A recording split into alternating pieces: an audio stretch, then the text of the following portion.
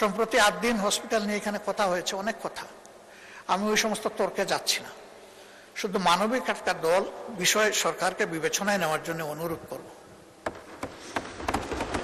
এই মেডিকেল কলেজটা, হাসপাতালটা একটা মেডিকেল কলেজের হাসপাতাল।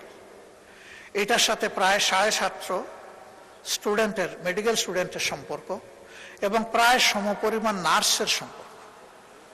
এরা বই পড়ে ডাক্তার হতে পারবে না এবং কেবল বই পড়ে নার্সও হতে পারবে না। এদের রুগী লাগবে, হাসপাতাল লাগবে।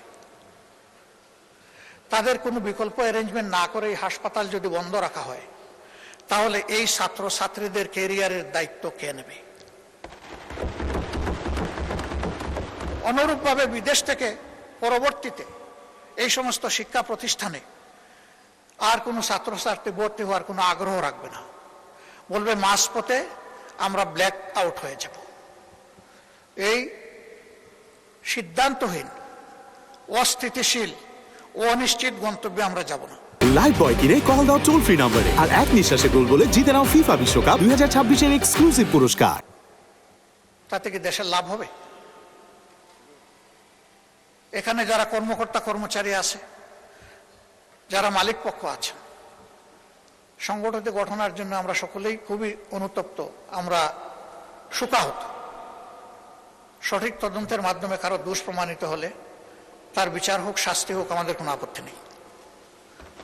কিন্তু প্রতিষ্ঠানের প্রয়োজনীয় সংস্কার যেটা দরকার, সময় বেঁধে দিয়ে সেটা করে এই হসপিটাল অতি সত্বর খুলে না দিলে এই সমস্ত জিনিস হুমকিতে পড়বে।